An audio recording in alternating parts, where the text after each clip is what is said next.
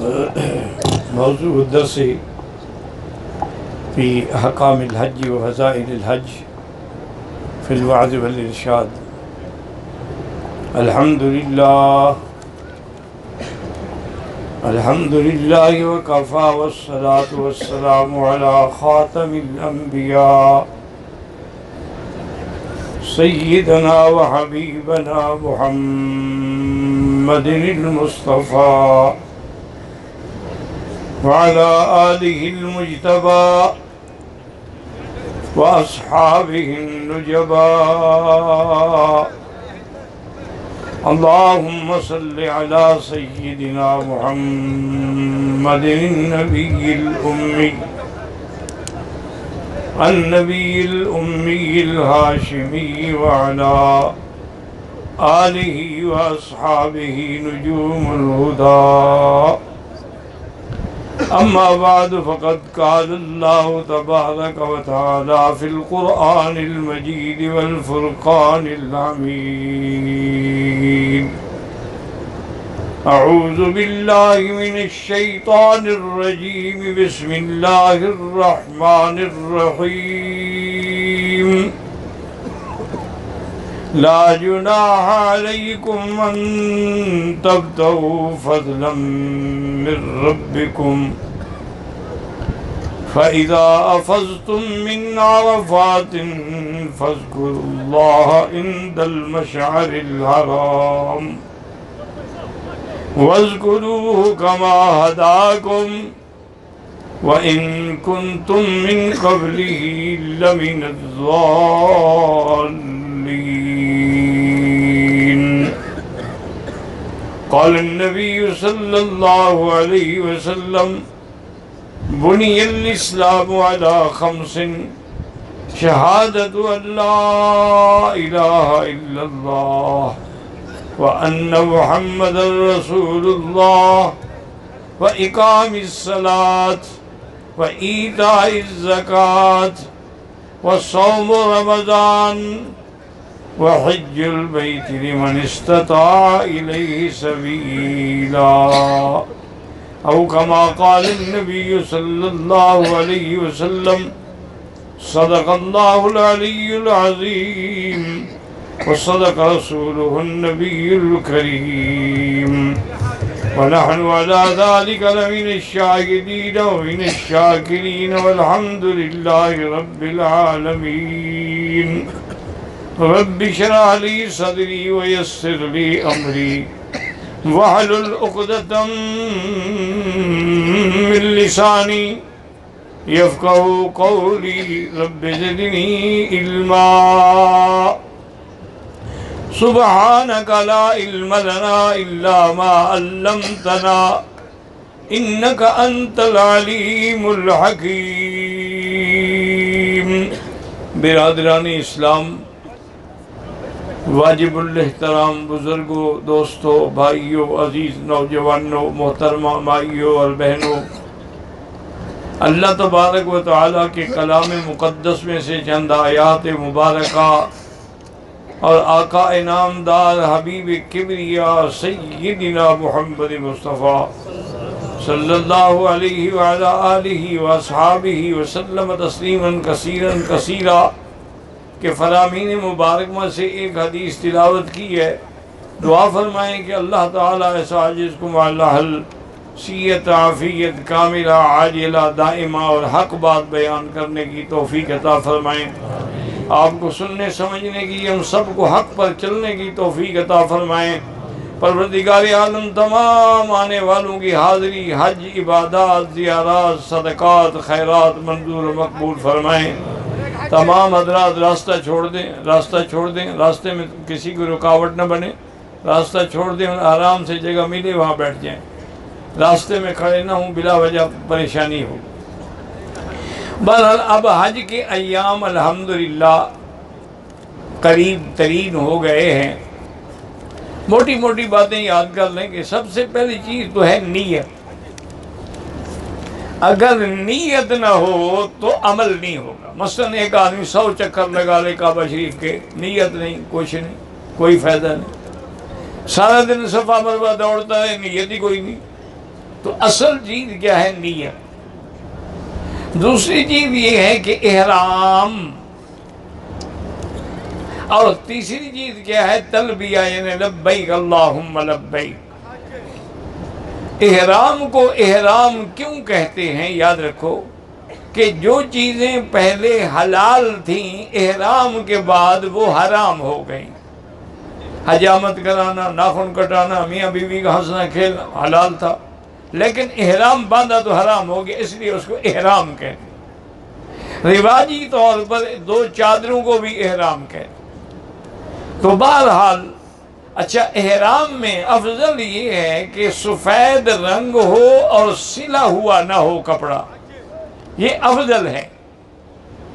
لیکن اگر سفید نہ ہو، لنگی ہے جائز ہے، تولیہ ہے جائز ہے، اگر لنگی درمیان میں سلی ہوئی ہے وہ بھی جائز ہے۔ سلا ہوا کپڑا جو بدن پہ سلا ہو وہ ناجائز ہے پہننا، یاد رکھیں۔ مثلا قمیض پہننا، شلوار پہننا، پاجامہ پہننا، کوٹ پہننا، جیکٹ پہننا، یہ ناجائز۔ لیکن اگر کپڑے میں سلائی ہے تو کوئی حرج نہیں۔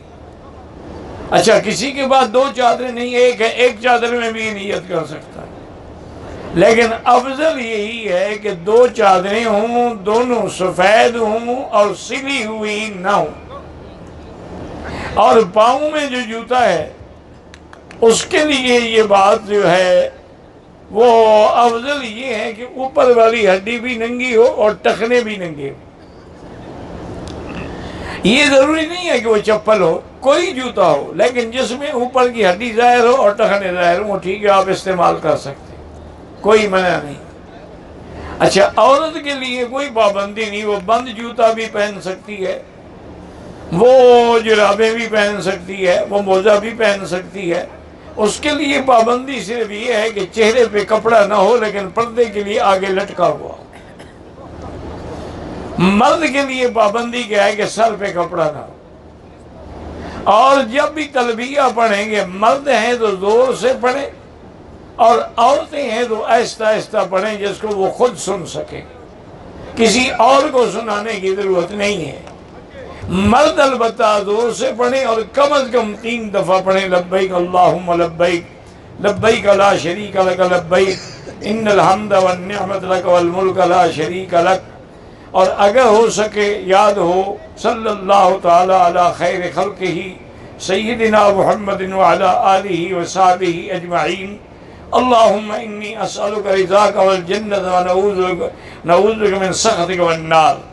اور یہ تلبیہ آپ کا وظیفہ ہے، آپ کا ترانہ ہے، سارے راستے میں چلتے ہوئے، بیٹھتے ہوئے، بس میں چڑھتے اترتے، خیمے میں جاتے نکلتے، ہر وقت لبیک اللہم لبیک، لبیک لا شریک لک لبیک، یہ تلبیہ جو ہے حال میں پڑھتے رہیں۔ یہ اصولی بات جو ہے وہ یاد رکھیں۔ کوئی آدمی کھڑا نہ ہو بیٹھ جائے، کیا تماشا بنایا ہوا ہے؟ راستہ بالکل خالی رکھیں، راستے کو بند نہ کریں، راستہ بالکل رکاوٹ نہ کریں، راستہ چلنے میں آگے آ جائیں، جگہ بنا کے بیٹھ جائیں، بس۔ اب جناب یاد رکھیں کہ ہم نے انشاءاللہ سنت یہ ہے کہ 8 تاریخ کو ہم احرام باندھیں، اس سے پہلے غسل کریں، حجامت بنائیں، زیر ناف بال صاف کریں، بالکل کوئی منع نہیں، کوئی رکاوٹ نہیں۔ عورتیں بھی غسل کریں، اگر عورت حیض میں ہے پھر بھی وہ غسل کرے گی، لیکن وہ پاکی کا نہیں ہوگا، صفائی کے لیے ہوگا، نظافت کے لیے ہوگا۔ اور جب آپ نے غسل کر لیا، 2 چادریں باندھ لیں، تو سر پہ کپڑا ڈال کے 2 رکعت سنت الاحرام پڑھیں۔ مثلاً آپ کسی فرض نماز کے بعد ویسے لبیک پڑھ لیں، وہ بھی جائز، کوئی 2 رکعت پڑھنے کا موقع نہ ملے تو اب آپ نے 2 رکعت سنت الاحرام پڑھنی ہے۔ پڑھنے کے بعد سلام پھیر کے کپڑا اتار دیں اور نیت کریں عمرے کی۔ اگر عربی میں آتا ہے تو لبیک بعمرۃ، یہ اللہم انی ارید العمرۃ، یہ حج ہے تو اللہم انی ارید الحج، یا لبیک بحجۃ، لبیک بعمرۃ، لبیک بعمرۃ وحجۃ، لبیک اللہم لبیک، یہ پڑھتے رہیں۔ عورتیں بھی اسی طرح، اگر عورت ناپاک ہے، حیض میں ہے، وہ نماز نہیں پڑھ سکتی، نہ طواف کر سکتی، باقی سارے کام کر سکتی ہے، مینا جا سکتی ہے، مزدلفہ، قربانی، کنکریاں، ہر چیز صرف طواف اور نماز نہیں ہوگی، یاد رکھو۔ اچھا، طواف جو آپ کرتے ہیں یہ تقریباً 7 قسم۔ سب سے پہلے یاد رکھیں کہ طواف اس کو کہ طواف تحیہ، طواف قدوم، طواف اللقاء، طواف الورود، یہ سب ایک ہے، معنی وہی طواف قدوم ہے۔ اور دوسری قسم کیا ہے؟ طواف زیارت۔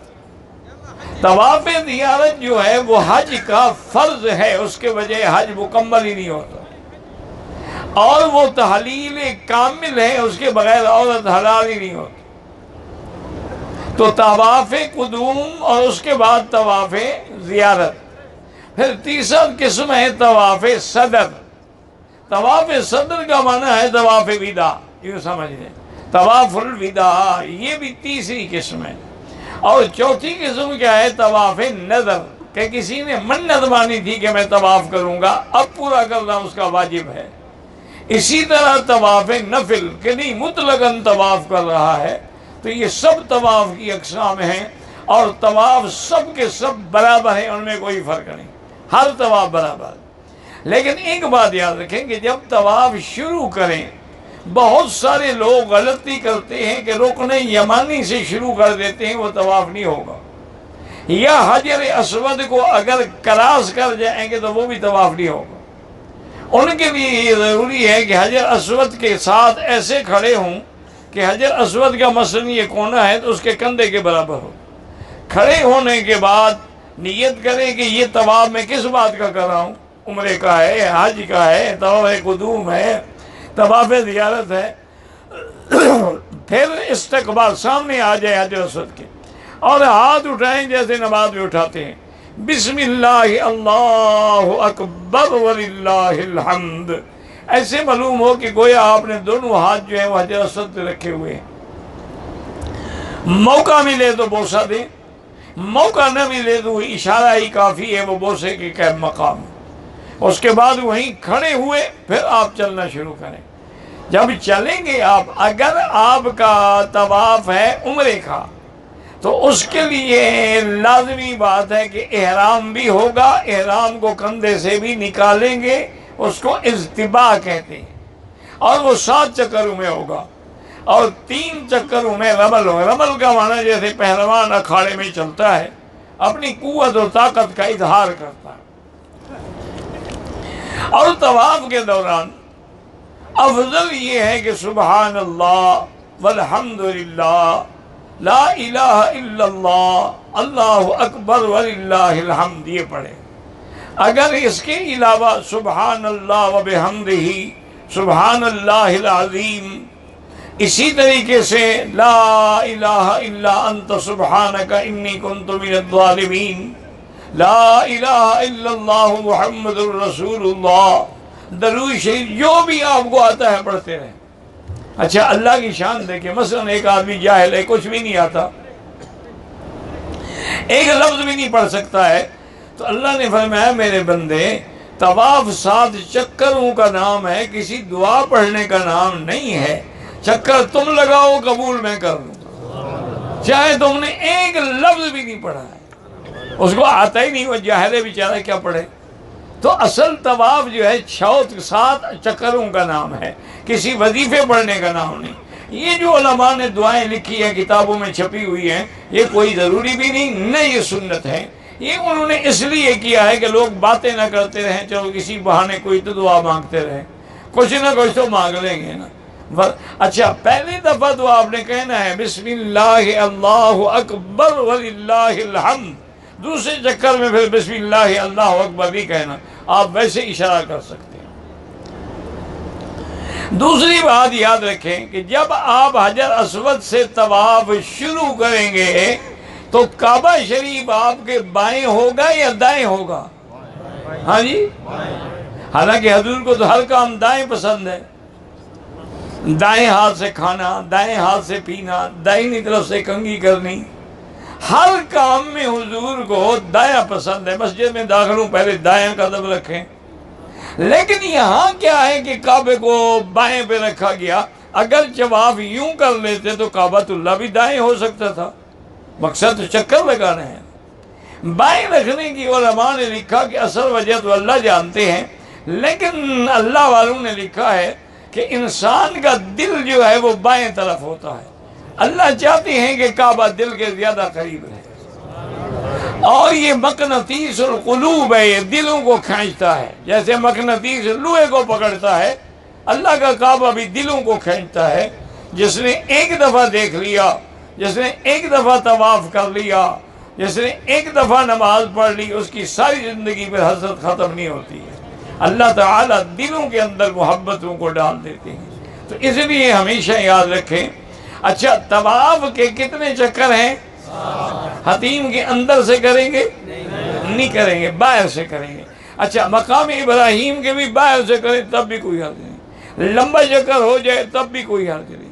تو طواف کے 7 چکر ختم کر کے بھی اللہ اکبر وللہ الحمد کہیں گے، پھر مقام ابراہیم پہ جا کے 2 رکعت واجب الطواف۔ یہ جو لوگ نفل کہہ لیتے ہیں یہ غلطی ہے، نفل نہیں ہے، یہ واجب الطواف ہے۔ امام ابو حنیفہ رحمۃ اللہ علیہ کے نزدیک واجب ہے، باقی ائمہ کے نزدیک بھی سنت ہے، نفل تو کسی کے نزدیک بھی نہیں ہے۔ 2 رکعت واجب الطواف پڑھیں۔ افضل یہ ہے کہ پہلی رکعت میں قل یا ایھا الکافرون اور دوسری رکعت میں قل ھو اللہ احد پڑھیں، ورنہ جو بھی تمہیں صورتیں آتی ہیں وہی پڑھتے رہیں۔ دونوں رکعتوں میں قل ھو اللہ احد پڑھیں تب بھی جائز ہے۔ اب رکعتیں نماز پڑھنے کے بعد مقام ابراہیم پہ بھی دعا مانگیں، کیونکہ یہ وہ مقام ہے جہاں دعا قبول ہوتی ہے۔ یاد رکھ لو، حجر اسود کے سامنے بھی دعا قبول ہوتی ہے، ملتزم پہ بھی دعا قبول ہوتی ہے، مقام ابراہیم پر بھی دعا قبول ہوتی ہے، حتیم کے اندر میزاب رحمت کے نیچے بھی دعا قبول ہوتی ہے، صفا کی پہاڑی پہ بھی دعا قبول ہوتی ہے، صفا دوڑتے ہوئے بھی دعا قبول ہوتی ہے، مروہ پہ بھی دعا قبول ہوتی ہے۔ ہر جگہ قبولیت کے دروازے کھلے ہیں، شرط یہ ہے کہ کوئی مانگنے والا ہو۔ اب اگر موقع ہے تو ملتزم پہ آ جائیں، ملتزم پہ سینہ لگا کے دعا مانگنا جو ہے یہ بھی سنت ہے۔ اور دوسری بات یہ ہے کہ جتنی علماء نے کتابیں لکھی ہیں سب نے یہی لکھا ہے کہ میرا تجربہ ہے کہ میں نے جب بھی ملتزم پہ دعا کی اللہ نے قبول فرمائی، وہ دعا کبھی رد نہیں ہوتی، ضرور قبول ہوگی انشاءاللہ۔ شرط یہ ہے کہ یقین کامل ہو۔ اچھا، اگر ہم ملتزم پہ سینہ نہیں رہا تو سامنے کھڑے ہو جائیں اور دعا کر لیں کہ یا اللہ آگے لوگوں کو تکلیف ہوگی، میں ملتزم کے سامنے کھڑے ہو کے دعا کر رہا، اس میں بھی انشاءاللہ وہی برکت ہوگی۔ تو آپ نے 7 چکر کر کے 2 رکعتیں پڑھ کے اب آپ کا طواف مکمل ہو گیا۔ اب اگر آپ نے صفا مروہ دوڑنی ہے تو پھر آپ ایک دفعہ حجر اسود کو اشارہ کریں گے اور پھر صفا کی طرف جائیں گے، اور یہ آیت پڑھ سکے تو یاد رکھ کے پڑھتے رہیں، ابدأ کما بدأ بہ اللہ ان الصفا والمروۃ من شعائر اللہ۔ اور صفا پہ کھڑے ہو کر جیسے دعا کے لیے ہاتھ اٹھاتے ہیں، یہ جو تکبیرات کہتے ہیں یہ غلط ہے، جیسے دعا کے لیے ہاتھ اٹھاتے ہیں علماء نے لکھا ہے کہ لمبی دعا کر، چونکہ یہاں دعا قبول ہوتی ہے۔ انہوں نے کہا کم از کم اتنی دعا تو ہو جتنی دیر میں 25 قرآن کی آیات پڑھی جاتی ہیں۔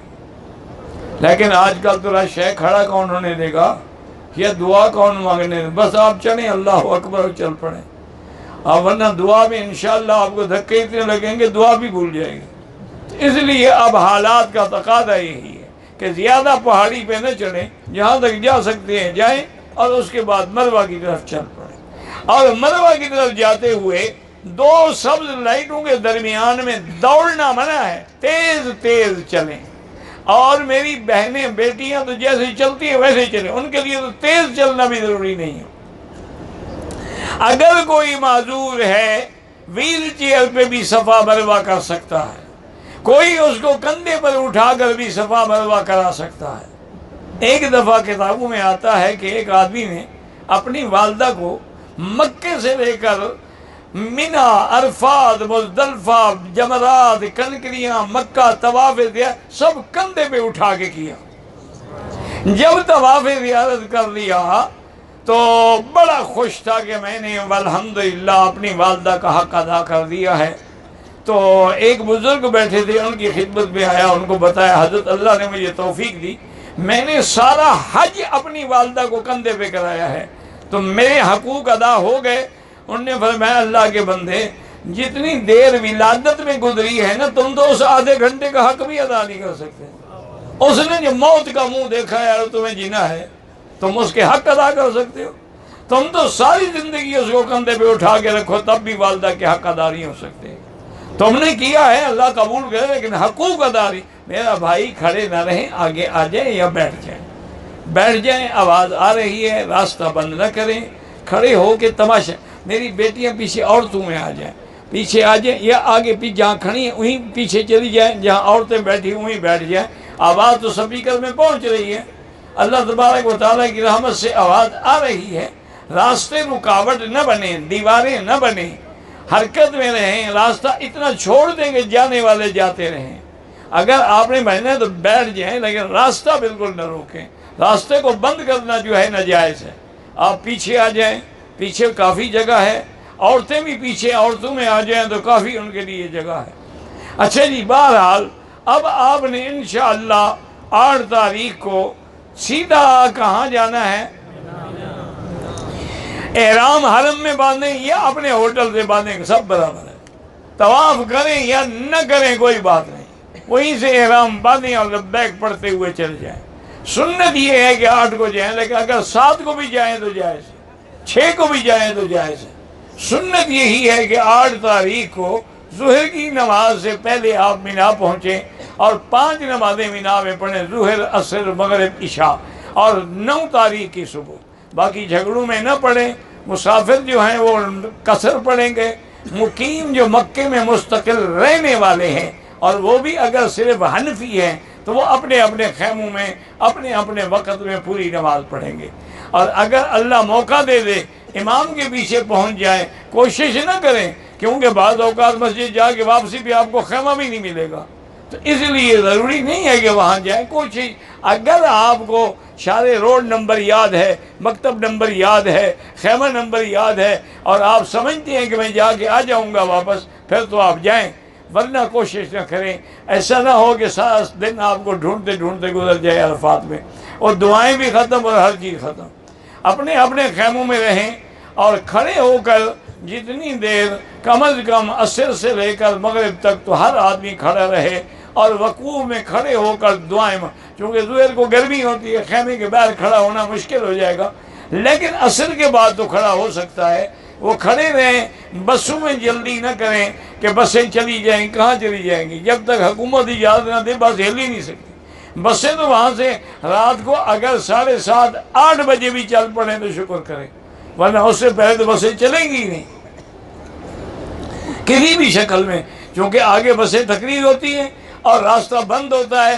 عرفات سے ان کو گزرنے نہیں دیتے سورج کے ڈوبنے سے پہلے، اور سورج کے ڈوبنے کے بعد جب اجازت دیں گے تو آتے آتے بھی 1.5 گھنٹہ لگ جائے گا۔ اس لیے جلدی کی کوئی ضرورت نہیں ہے، آپ دعائیں مانگیں سکون کے ساتھ، اطمینان کے ساتھ، اور تمام عالم اسلام کے لیے، فلسطین کے لیے، کشمیر کے لیے، مسلمانوں کے مساجد و مدارس کے لیے، بلد الامین اور حرمین الشریفین کی حفاظت کے لیے، پاکستان کی سلامتی کے لیے ہر جگہ دعائیں کریں تاکہ اللہ تعالی مسلمانوں پر اپنا فیض نازل فرمائیں۔ اب 9 کا دن ہم کہاں گزاریں گے؟ ہاں جی، حج کا وقت کب شروع ہوگا اور کب ختم ہوگا؟ میری بیٹیاں پیچھے آ جائیں، عورتوں کے مقام میں بہت جگہ ہے، آواز بھی آرام سے آئے گی، آرام سے سن بھی سکیں گی۔ مردوں میں بھی کھڑی ہوں گی تو آپ کی نماز بھی برباد ہو جائے گی، کیا فائدہ ہوا تقریر سننے کا کہ نماز چلی جائے۔ اب جو ہے آپ یاد رکھیں کہ زوال سے لے کر سارا دن، ساری رات عرفات کا وقت ہے، لیکن جو لوگ عرفات میں ہیں وہ سورج ڈوبنے سے پہلے عرفات سے نہ نکلیں، سورج ڈوبنے کے بعد وہ نکل سکتے ہیں، پیدل والے، بسوں والے، جیسے چاہے نکل سکتے ہیں۔ اب ہم نے مزدلفہ میں آنا ہے اور دونوں رکعت نمازیں مغرب اور عشاء کی کہاں پڑھنی ہے؟ یاد رہے گا؟ اذان بھی کہیں گے، تکبیر بھی کہیں گے، اور پہلے مغرب پڑھیں گے، پھر سنت نہیں پڑھیں گے، پھر عشاء پڑھیں گے. اس کے بعد بھی سنتیں پڑھنا ضروری نہیں ہے، لیکن وطر پڑھنا ضروری ہے کہ وطر واجب ہے. اب ہم نے رات مزدلفہ میں گزارنی ہے. البتہ جو بوڑھی عورتیں ہیں، بیمار ہیں، کمزور ہیں، ملازم ہیں، حرم کے ملازم ہیں، زمزم پلانے والے ہیں، صفائی والے ہیں، وہ اگر رات کو 12 بجے کے بعد دونوں نمازیں پڑھ کے چل پڑیں اور مینا آ جائیں اور صبح صادق کے بعد مینا میں آ کے جمرۃ العقبہ پہ کنکریاں ماریں، سر منڈائیں، حرام کھولیں، آ کے ڈیوٹی کریں، بعد میں جائیں گے اور کنکریاں مار کے آ جائیں گے. ان کے بھی اللہ نے آسانی کی ہے، کوئی ضرورت نہیں ہے کہ وہ رات کو وہاں رہیں. لیکن یہ ہمت تب ہوگی جب آپ پیدل چلیں. اس لیے کہ آپ پیدل 1 گھنٹے میں انشاءاللہ جمرات میں پہنچ جائیں گے. جمرات کو مارنے کے بعد گھنٹے 1.5 گھنٹے میں آپ انشاءاللہ عزیزی آ جائیں گے، گاڑی پکڑے حرم آ جائیں، بڑے آرام سے آپ چل سکتے ہیں انشاءاللہ. تو بہرحال مغرب اور عشاء ہم نے کہاں پڑھنی ہے؟ صبح کی نماز کہاں پڑھنی ہے؟ صبح کی نماز پڑھ کے کھڑے ہو کے دعائیں مانگیں. یہ مقام لیلۃ القدر کے برابر ہے. جو دعائیں حضور کی عرفات میں منظور نہیں ہوئی وہ مزدلفہ میں منظور ہو گئی ہیں. اس لیے اگر وقوف نہیں کریں گے تو دم پڑے گا. جو معذور ہے اس کے لیے وقوف ضروری نہیں ہے، لیکن جو تندرست ہیں وہ صبح کی نماز پڑھیں، کھڑے ہو کے دعائیں کریں، پھر مینا کی طرف چلیں. اب 10 تاریخ کو ہم کہاں آ جائیں گے انشاءاللہ؟ مینا میں آ کے پہلا کام کیا کریں گے؟ جان نہ چھڑائیں، افضل یہی ہے. پہلا کام کیا کرنا ہے؟ کنکری کے بعد قربانی خود کریں یا کرائیں، لیکن اپنے سامنے، اپنے ساتھ، اپنی وکالت میں اس کو اجازت دیں، وہ نام لے کے آپ کی بکری ذبح کرے. ایسے نہیں کہ جان چھڑا دے. اب بینک والے ذبح کریں گے، کس کس کا نام لیں گے جناب؟ پرچی سامنے رکھیں گے، بس حکم دیں گے کرتے جاؤ ذبح، بس ہو گئی. تو وہ ضرور کریں گے، لیکن افضل یہی ہے کہ خود کریں. اگر خود نہ کریں، کسی کو وکیل بنائیں تو وہ بھی آپ کے سامنے کرے، آپ کی اجازت سے کرے، نام لے کے کرے کہ یہ بکری فلاں کی ہے. اب جناب آپ نے پہلے کنکری ماری، کتنی کنکریاں؟ اچھا، جمرۃ العقبہ پہ بڑے شیطان میں جب کنکری ماریں گے کیسے کھڑے ہوں گے؟ مینا کدھر ہو؟ ہاں جی، مینا اور مکہ. کتنی کنکریاں؟ کیا پڑھ کے مارو گے؟ بسم اللہ اللہ اکبر، بسم اللہ اللہ اکبر، رقمًا للشیطان ورجل للرحمن. 7 کنکری کے بعد قربانی. قربانی کے بعد کیا کرنا ہے؟ سر پہ اسطرہ پھروانا ہے. افضل یہی ہے کہ اسطرہ پھروائیں، کیونکہ حضور نے اسطرہ پھرانے والوں کے لیے 3 دفعہ دعا کی ہے: اللہم اغفر للمحلقین، اللہم اغفر للمحلقین، اللہم اغفر للمحلقین. اور 1 دفعہ دعا کی ہے جن نے بال کٹائے ہیں. اور میری بیٹیاں اور بہنیں اپنے بال جو ہیں پیچھے کر لیں، اور جہاں ان کے بالوں کی انتہا ہو وہاں 1 پور کے برابر سارے سرے کاٹ ڈالیں تاکہ ہر بال کا سرا کٹ جائے. اب آپ پر احرام کی پابندیاں ختم ہو گئیں. اب آپ کپڑے پہنیں، غسل کریں، خوشبو لگائیں، ہر چیز حلال ہے. صرف بیوی حلال نہیں ہوگی جب تک طواف زیارت نہیں کرو گے. اب آپ نے جناب کنکریاں مار لی، قربانی کر لی، حل کرا لی. اب چاہیں تو 10 کو آ کے طواف زیارت کر لیں، رات میں کر لیں، 11 میں کر لیں، پھر رات میں کر لیں، پھر 12 میں کر لیں. لیکن حنفی مسلک میں 12 تاریخ کو سورج ڈوبنے سے پہلے پہلے کر لیں. 3 دن کو مذاق تو نہیں، 3 دن پڑے ہیں، 10 ہے، 11 ہے، 12 ہے. باقی ائمہ کے نزدیک تو 13 کو بھی جائز ہے. اچھا، بعض ائمہ کے نزدیک تو سارا مہینہ ذی الحج کا بھی جائز ہے. بہرحال عورت اگر حیض میں ہو تو وہ طواف زیارت نہیں کر سکتی، طواف نہیں کر سکتی، نماز نہیں پڑھ سکتی. باقی ذکر، اذکار، آیت کریمہ، تسبیحات، دعائیں سب کرے. مینا، مزدلفہ، عرفات ہر جگہ جائے گی، صرف طواف اور نماز نہیں پڑھے گی. اچھا، اس کو پاک ہونے میں مثلا وہ 15 کو پاک ہوئی، کوئی بات نہیں، جب پاک ہو غسل کرے آگے دبا، اس پہ کوئی دم نہیں ہے، کیونکہ اس کو تو اللہ نے روکا ہے. ان اللہ کتب علی بنات آدم، اللہ نے عورتوں پہ لکھا ہے نا حیض و نفاس کا مسئلہ. تو اس لیے اگر وہ لیٹ ہو جائے تو کوئی فرق نہیں پڑتا ہے. اب آپ آگے طواف زیارت کریں گے. طواف زیارت کے بعد جو لوگ 8 یا 7 کو صفا مروہ دوڑ کے نہیں گئے تھے، اب وہ صفا بھی دوڑیں گے حج کی۔ اب حج کی صفا دوڑ کے واپس انشاءاللہ کہاں جائیں گے؟ مینا یا ہوٹل؟ نظر تو نہیں آ رہی مجھے تو یقین ہے انشاءاللہ 90% حاجی ہوٹل میں جا کے ایئر کنڈیشن چلا کے سو جائیں گے۔ وہ حج ہو گیا، عرفات سے ہوا ہے، اور ان کو کیا چاہیے؟ انا للہ و انا۔ حضور نے مینا میں خیموں میں زندگی گزاری، جب بجلی بھی نہیں تھی، پانی بھی نہیں تھا۔ اب تو وہاں کیمپ ہیں، خیمے ہیں، کولر ہیں، غسل خانے ہیں، حمام ہیں، ٹھنڈا پانی ہے، دکانیں ہیں، بازاریں۔ حضور کے وقت میں پانی، مجھے خود یاد ہے جب میں چھوٹا تھا، ایک ٹین پانی کا 5 ریال کا ملتا تھا۔ وہ اٹھا کے پھرتے تھے سکے، ایک ٹین آگے ایک پیچھے کندھے پہ رکھ کے۔ حاجی مویا پانی کو کہتے ہیں۔ اچھا، ہمارے بعد دیہاتی سمجھتے تھے کہ وہ حاجی مر گیا، وہ کہتے حاجی مویا، حاجی مر گیا۔ وہ کہتے ہیں حاجی مویا یعنی پانی، وہ کہتے ہیں اچھا حاجی مر گیا۔ انا للہ و انا۔ تو بہرحال یہ ہے، اب خود اندازہ لگائیں، 5 ریال میں جو آدمی ڈبہ پانی کا خریدے گا وہ کہاں سے وضو کرے گا؟ وہ تو پینے کے کام آتا تھا، بس نماز تیمم کر کے پڑھتے تھے، پانی ملتا ہی نہیں تھا۔ اب تو جناب غسل خانے ہیں، غسل ہیں، ہر چیز۔ اچھا، اللہ کی شان یہ ہے کہ اتنی گورنمنٹ سعودیہ نے پہاڑوں پہ ٹینک بنائے ہیں پانی کے کہ حاجی چلے آئیں گے پانی نہیں ختم ہوگا۔ اچھا، اور حاجی بھی بادشاہ ہیں ماشاءاللہ، کہ اگر ٹوٹی کھول دینا تو یہ کبھی بند نہیں کریں گے، اگلے حج پہ آ کے بند کریں گے تاکہ پانی بہتا رہے، ضائع ہوتا ہے۔ اور یہ گناہ ہے۔ اب حکومت نے انتظام کر دیا، ہاتھ نیچے جائے گا تو پانی آئے گا، ہاتھ کھینچیں گے پانی خود بخود بند ہو جائے گا، چونکہ پانی ضائع ہو جاتا تھا۔ انہوں نے سسٹم کر دیا، ہاتھ لے آؤ پانی آ گیا، ہاتھ یوں کیا پانی ختم۔ تو بہرحال اب جناب یہ ہے کہ آپ نے